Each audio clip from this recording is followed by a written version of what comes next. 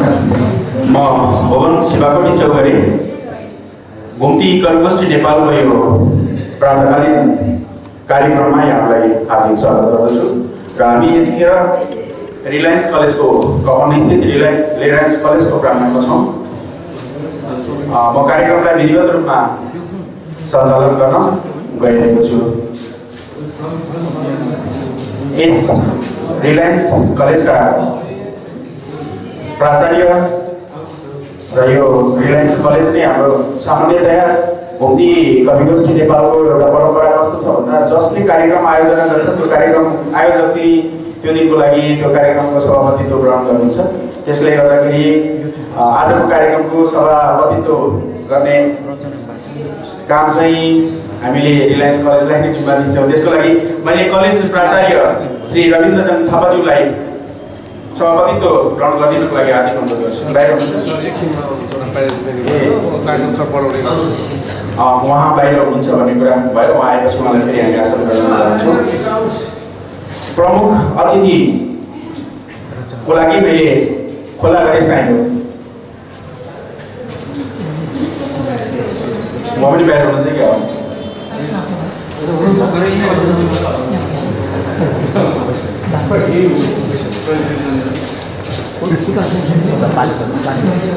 उहाँ पनि बाहिर हुनुहुन्छ जस्तो छ। र घुम्ती कविगोष्ठी नेपालका अध्यक्ष रामकुमार पण्डितजीलाई अध्यक्षता सभापति के छ संयोजन है यस्तै गरेर अब एकचोटि काटेर फेरि गर्नु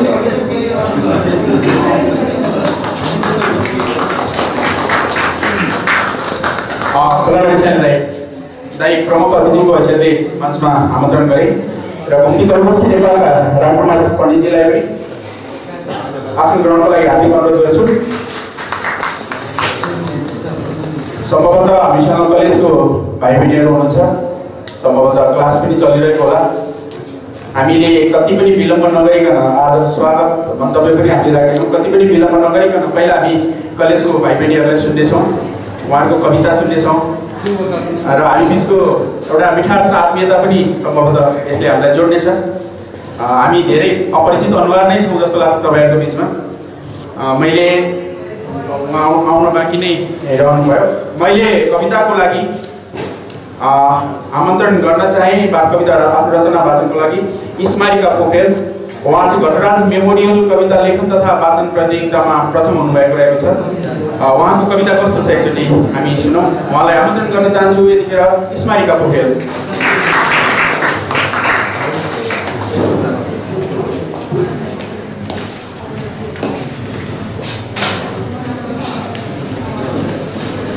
नमस्कार सम्पूर्णमा। म रिलायन्स इन्टरनेसनल एकाडेमी कक्षा 9 कमा अध्ययनरत छात्रा स्मारिका पोखरेल। आजको यस घुम्ती कवि गोष्ठी नेपाल कार्यक्रममा म आफ्नो सानो कविता वाचन गर्न गइरहेकी छु। कविताको शीर्षक रहेको छ अनलाइन शिक्षा, छन्द रहेको छ शार्दूल विक्रीडितम, सूत्र रहेको छ SSS IIS ISI IIS SSI SSI S र मेरो कविता यस प्रकार रहेको छ। थोरै राहत पाइयो प्रविधिको पढ्ने कुरामा, तर केही ज्ञान थिएन गर्नु अब के अन्जान भो आखिर। ती विद्यालय हेर बन्द गरिए हामी हरायौँ कता। हो मोबाइलमा पढौँ यदि भने मात्रै थियो एउटा। हो मोबाइलमा पढौँ यदि भने मात्रै थियो एउटा। धेरै कष्ट गरेर पढ्न सुरु हो कक्षा 6 अनलाइन। खै विश्वास भएन यो प्रविधिको यस्तो मलाई किन। पढ्ने छैन अकालमा अब कतै रोएर मर्ने दिन। खै विज्ञान कता गयो रहिले चुक्यो यसैमा किन खै विज्ञान कता गयो रहिले चुक्यो यसैमा किन छुट्दै थियो गुरु शिष्यको निकटता कहिल्यै नछुट्ने क्रम साँच्चै लाग्दछ यो न हो कि सपना देखे कि मैले भ्रम कोठामा जब बस्छु पढ्दछु भनी मान्दैन मेरो मन सुन्दा लाग्दछ मृत्युको खबरले बाँच्दैन यो जीवन सुन्दा लाग्दछ मृत्युको खबरले बाँच्दैन यो जीवन बिस्तारै अब फर्किएर पथमा गन्तव्यमा लाग्नु छ आफ्नो लक्ष्य समाउँदै अब छिटै आफै स्वयं जाग्नु छ यस्तै लक्ष्य लिँदै अगाडि बढियो पढ्दैछु अनलाइन हे साथी पछि हट्नुहुन्न भए भन्दै बुझाए मन हे साथी पछि हट्नुहुन्न भए भन्दै बुझाए मन धन्यवाद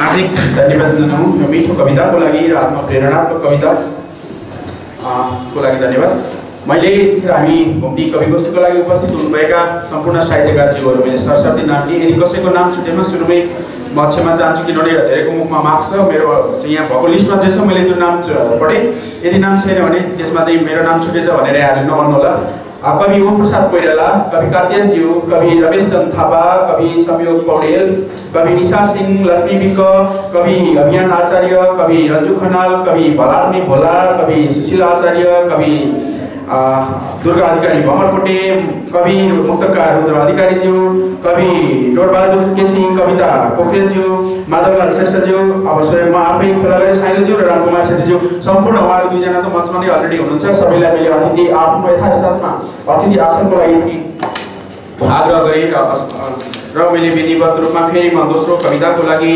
बोलाउन चाहन्छु यस कलेजबाट राष्ट्र स्तरीय कविता वाचन बाल मन्दिरबाट राष्ट्रपतीय पुरस्कार प्राप्त गर्नुभएको बहिनी दृष्टि कुलुङको कविता हामी सुन्नेछौँ मैले आमन्त्रण गर्न चाहे कवि दृष्टि कुलुङ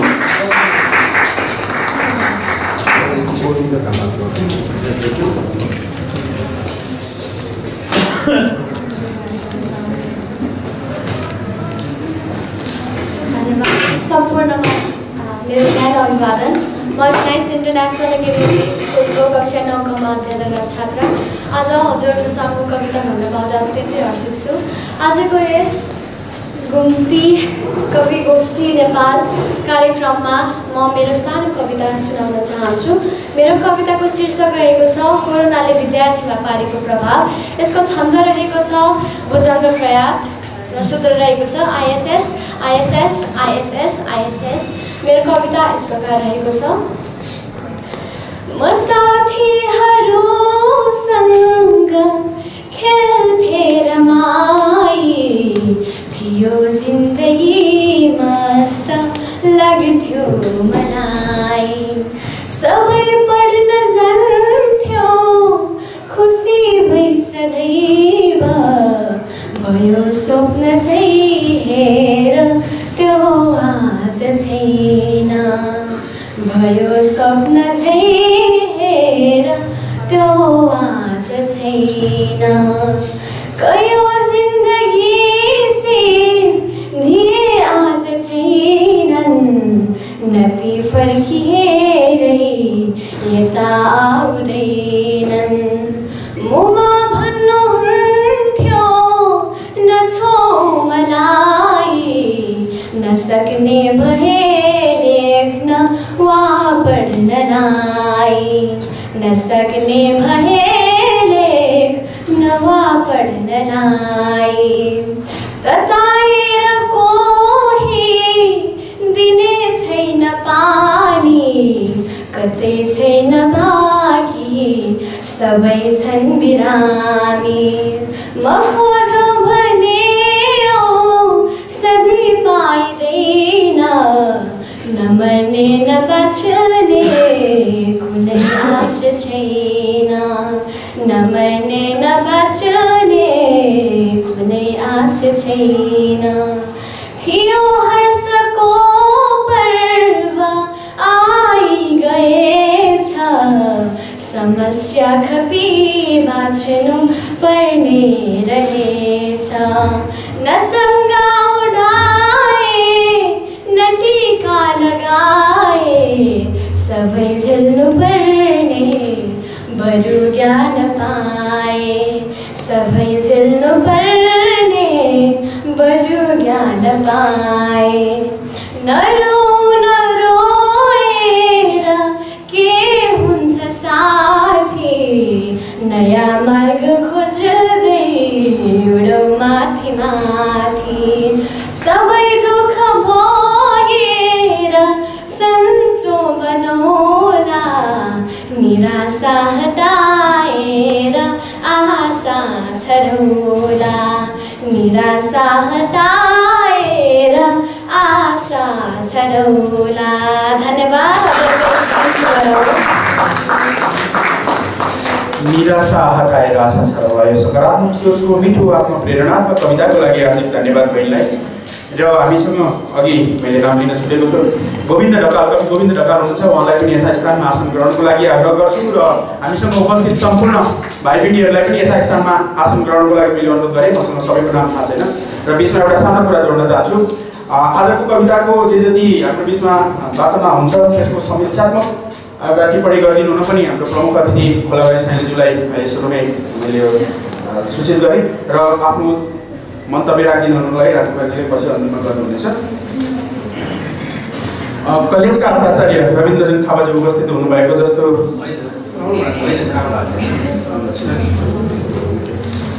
र मैले अब कविता वाचनको लागि संयोग पौडेलज्यू यो प्रथम भनेर भन्नुभएको छ आन्तरिक कविता प्रतियोगितामा प्रथम हुनुभएको भन्ने जस्तो लाग्यो उहाँलाई मैले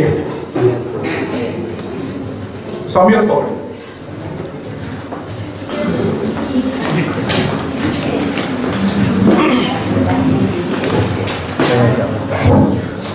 आदरणीय सभामा उपस्थित मान्यजनहरू अतिथि सर पुनः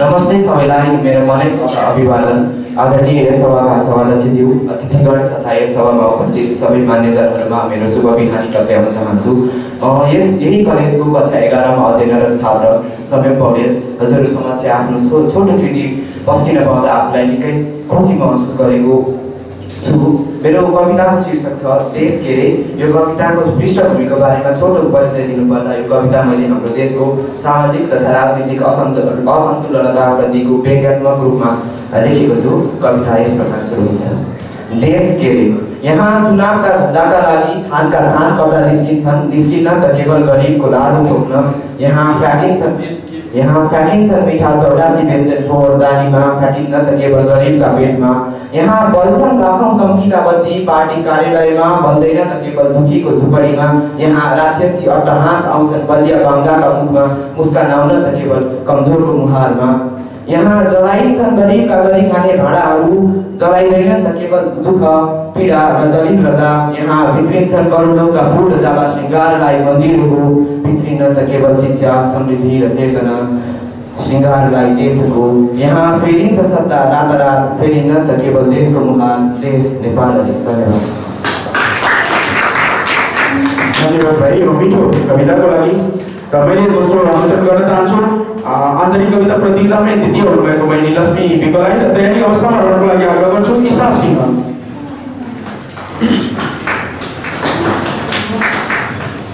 कवि लक्ष्मी विकल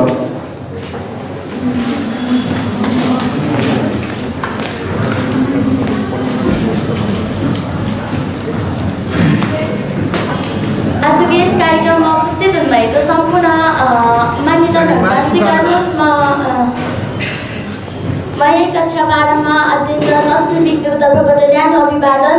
आज यस कार्यक्रम घुम्ती कवि गोष्ठी नेपाल कार्यक्रममा मेरो आफ्ना केही छोटो कविता राख्न पाउँदा एकदमै खुसी व्यक्त गर्छु।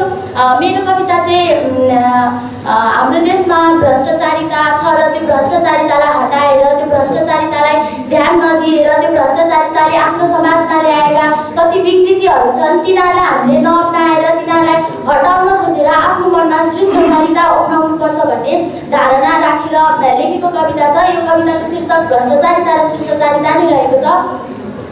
मेरो कविता यस प्रकार छ।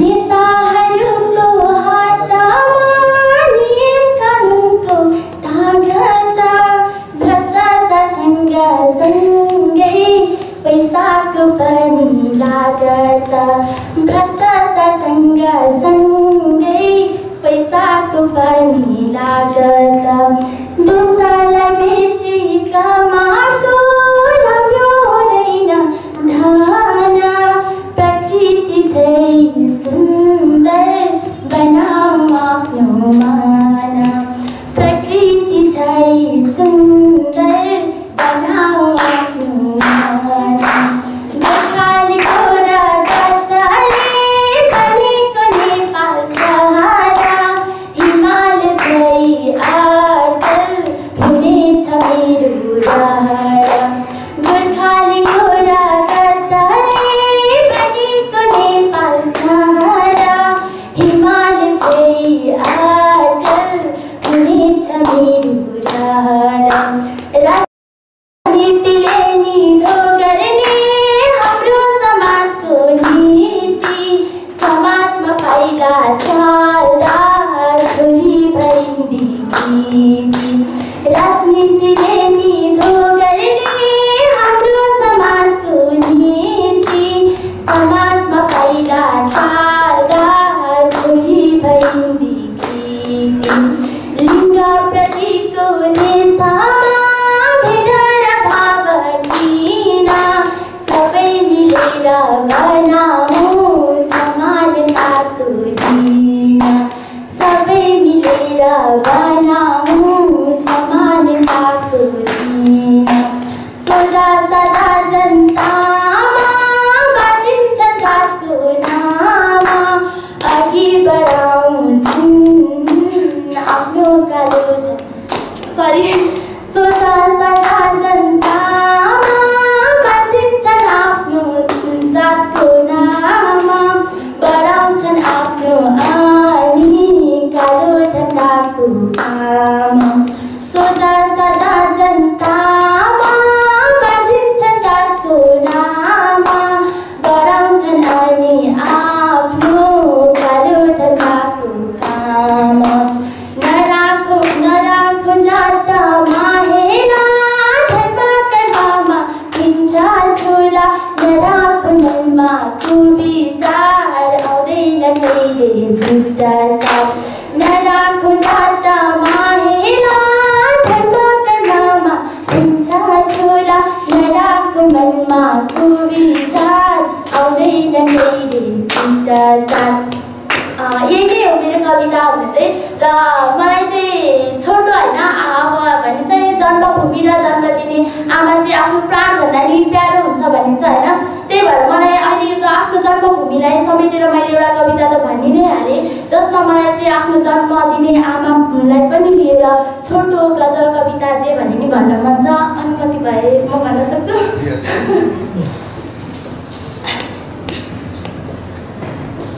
घरको थेगो त हुन्छ खामा, घरको थेगो त हुन्छ खामा, तर घरको लक्ष्मी तिमी नै हो मेरी आमा, घरको लक्ष्मी तिमी नै हो मेरी आमा।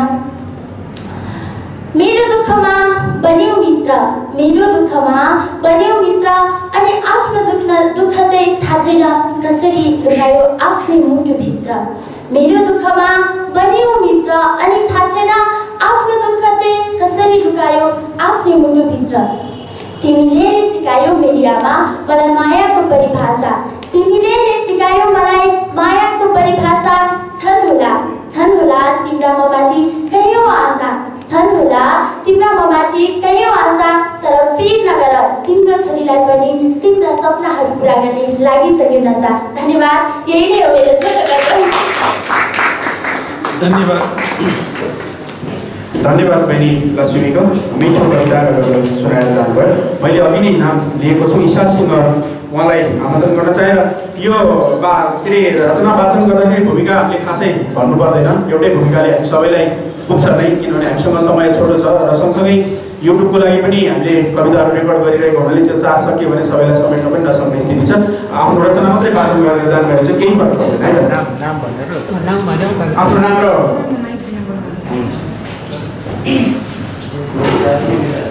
आदरणीय यस सभाका सभाध्यक्ष महोदय, अतिथिगण तथा यहाँ उपस्थित सम्पूर्ण मान्यजनहरूमा मेरो हार्दिक अभिवादन।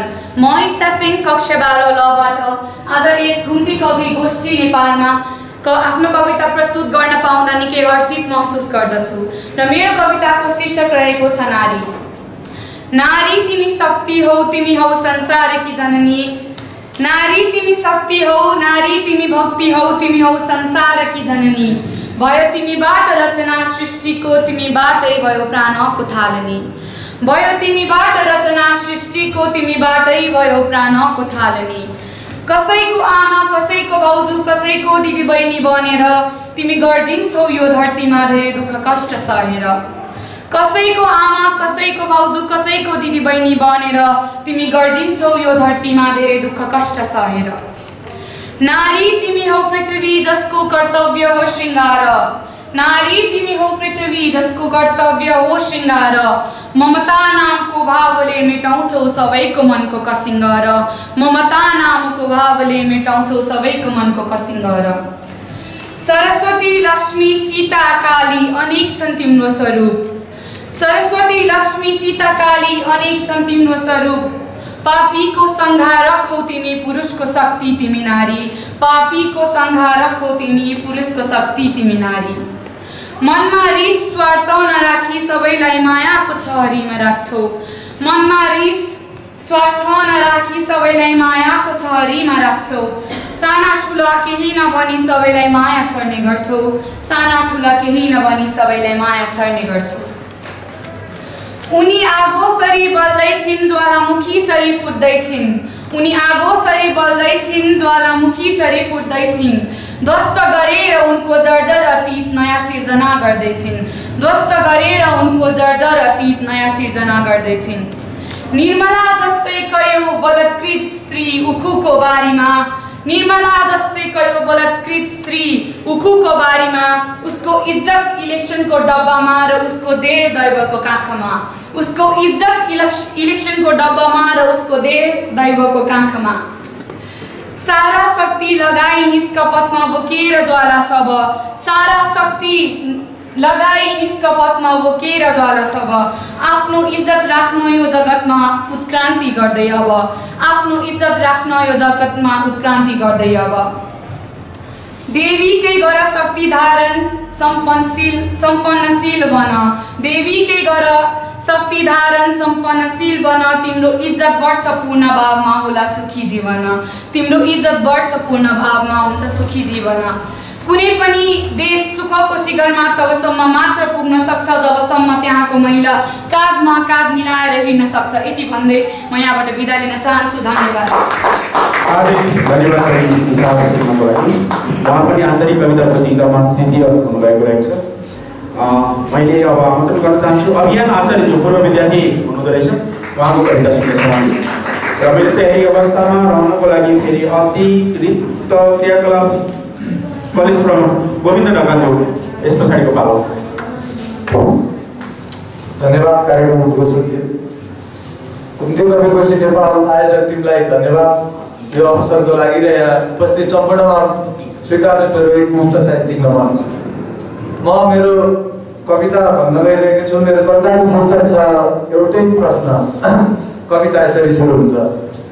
पालैसित गनेका यी कपाल, वरिपरि सुमसुमाइएका यी टाउको, निधारले बोकेको तिम्रो र मेरो नामको भाग्य, आँखाले गरेका अर्थयुक्त आँसु संवाद, मस्तिष्कले छुट्याएका माया र घृणा, कानले सुनेका झुटा र साँचा प्रतिज्ञा, नाकले सुगेका एकअर्काको सुगन्ध, ओठले गरेका चुम्बन, मुखले खाएका कसम, घाँटीले समर्पित गरेका गीत, गलाले लगाएका उपहार, छातीले बनाएको प्रेमिल घर, मनभित्रको हाम्रो कोठा, हातले दिएको साथ, पेटले बोकेको भोग, त्यो कम्मरको आकर्षण, खुट्टाले एकैपटक चालेका पाइला, पैतालाले बनाएका युगल डोब, यौवनको उन्माद, मेरो थर गाँसिएको तिम्रो नाम गाँसिएको मेरो थर, सोचको भविष्य, सपनाले जन्माएको हाम्रो परिवार, तिमीले छोड्न साथ कविता बन्यो।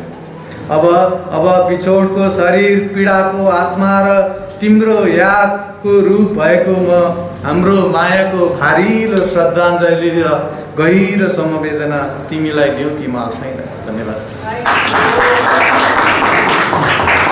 धन्यवाद अभिमान आचार्यजी। र मैले आमन्त्रण गर्न चाहे कवि गोविन्द ढकालज्यूलाई। र त्यस पछाडि हामी सम्भवतः मलाई उपलब्ध भएको कलेज सायद सकियो, हामी कविहरूको लागि सुन्दैछौँ। धन्यवाद। यस घुम्ती कवि गोष्ठीमा उपस्थित हुनुका सम्पूर्ण महानुभावहरूमा म कलेजको अतिरिक्त क्रियाकलाप संयोजकको तर्फबाट यहाँबाट न्यानो अभिवादन गर्दै म आफ्नो वाचन अगाडि बढाउने अनुमति चाहन्छु।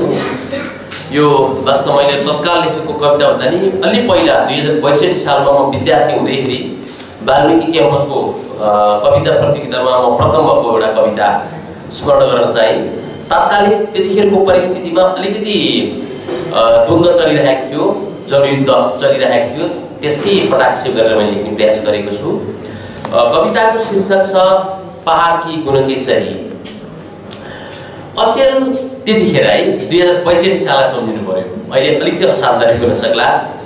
अचेल फुल्न नसक्नुको पीडा गुणकेशरीलाई नसोध, अचेल फुल्न नसक्नुको पीडा गुणकेशरीलाई नसोध, अनि रङ्गिन नसक्नुको चिन्ता पनि उनलाई नसोध। रङ्गिँदा रङ्गिँदै पहिले हामीलाई सुवास दिएकै थिइन्, पुण्य किन हो अचेल पहाडकी गुणकेशरी फुल्न छाडेकी छिन्, पुण्य किन हो अचेल पहाडकी गुणकेशरी फुल्न छाडेकी छिन्। सूर्य पापी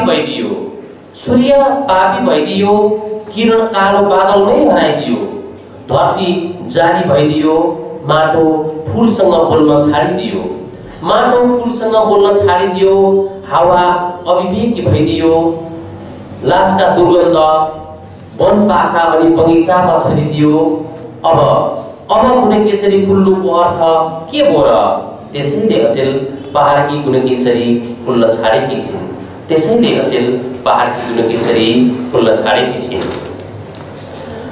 बटुवा अनि माली जाली भएकै थिए, फुलसँग छर्म मितेरी लागेकै थिए, तैपनि गुणकेशरीलाई मायालु चुम्मा गर्नु पर्थ्यो। घाउनै हुने गरी गाला टोक्नु हुँदैन थियो नि।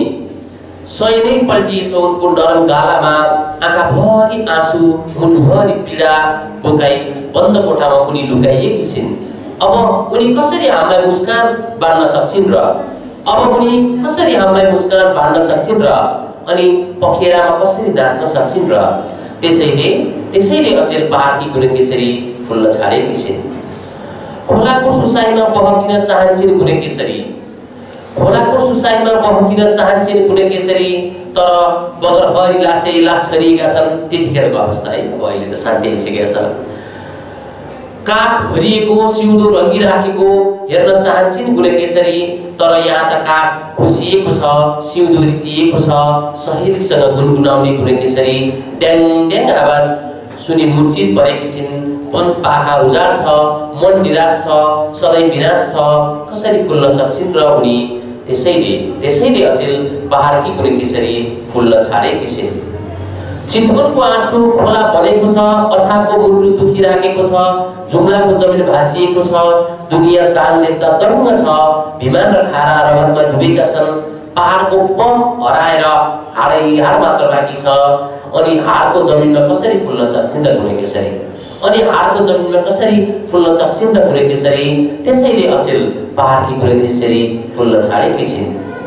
त्यसैले अब हामी मिल्नुपर्छ, मुस्कान छरिनुपर्छ, पहाड चुनिनुपर्छ, मन रम्नुपर्छ, मूल फुट्नुपर्छ, फुल फुल्नुपर्छ, सुवास बाँडिनुपर्छ, अनि कुनै केसरी मनमा फुल्नुपर्छ, मुटुमा सुनिनुपर्छ, सजिनुपर्छ, अनि पहाडमा त फुल्नै पर्छ, कुनै केसरी फुल्नै पर्छ। धन्यवाद। हार्दिक धन्यवाद सर गोविन्द ढकालज्यू। हाडमा कसरी फुल्छ त्यसरी साह्रै सान्दर्भिक र मिठो कविता थियो। सम्भवतः हामीलाई प्राप्त कलेजको लिस्ट सकिएको छ।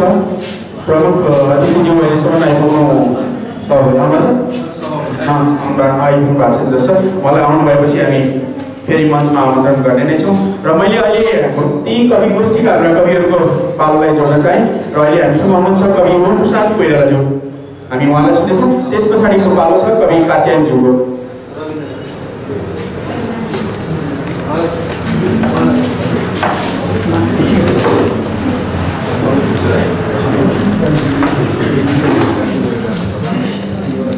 उपस्थित सम्पूर्ण स्रष्टाहरूमा मेरो हार्दिक नमस्कार। मेरो कविताको शीर्षक छ जिन्दगानी। यो इन्द्रवज्र छन्दमा चाहिँ लेखेको कविता हो। कविता यस्तो छ। कहिले धारामा छलमल लगाउनु, चर्को हुने देख्छु अझै कमाउ, कालो हुँदै बादल पर्छ पानी, यस्तै छ हाम्रो पनि जिन्दगानी, यस्तै छ हाम्रो पनि जिन्दगानी। संसारमा घुम्दछ घाम छाया, माटोभरि फुल्दछ धेर माया, राम्रो बनाएपछि बन्छ बानी, यस्तै छ हाम्रो पनि जिन्दगानी, यस्तै छ हाम्रो पनि जिन्दगानी। आनन्दले रम्न सके कलामा, के छैन र यो धारामा, दुष्कर्मले गर्दछ धेर हानि, यस्तै छ हाम्रो पनि जिन्दगानी, यस्तै छ हाम्रो पनि जिन्दगानी। अग्ला अनेकौँ हिमशैल फाँटो, नाना थरी बोट र घाँस पातो, लेखे हुने होइन को कहानी, यस्तै छ हाम्रो पनि जिन्दगानी, यस्तै छ हाम्रो पनि जिन्दगानी। अन्यायमा छैन कतै सुधार, जताततै फैलिरह्यो बिगारो, बढ्ता भयो बेस हुँदैन पानी, आफै सुधारे अब जिन्दगानी, आफै सुधारे अब जिन्दगानी। राखे सधैँ प्यार पोला पोलामा, चासो दिए हुन्छ सधैँ कलामा, हावाहुरीको कति हो कहानी, यस्तै छ हाम्रो पनि जिन्दगानी, यस्तै छ हाम्रो पनि जिन्दगानी। आएर नौलो ऋतु बारो बारो, लाएर माया गराई सुधारो, दुष्कर्म गर्दा तब हुन्छ हानि, यस्तै छ हाम्रो पनि जिन्दगानी, यस्तै छ हाम्रो पनि जिन्दगानी। संसारभित्रै संसार रमाऊ, सम्मान गर्दै अरूको कमाऊ, बाटो बिराएपछि पुग्छ हानि, यस्तै छ हाम्रो पनि जिन्दगानी, यस्तै छ हाम्रो पनि जिन्दगानी। कोही पुगे माथि सडक अहिले, निराहरूको दिन खुल्छ कहिले।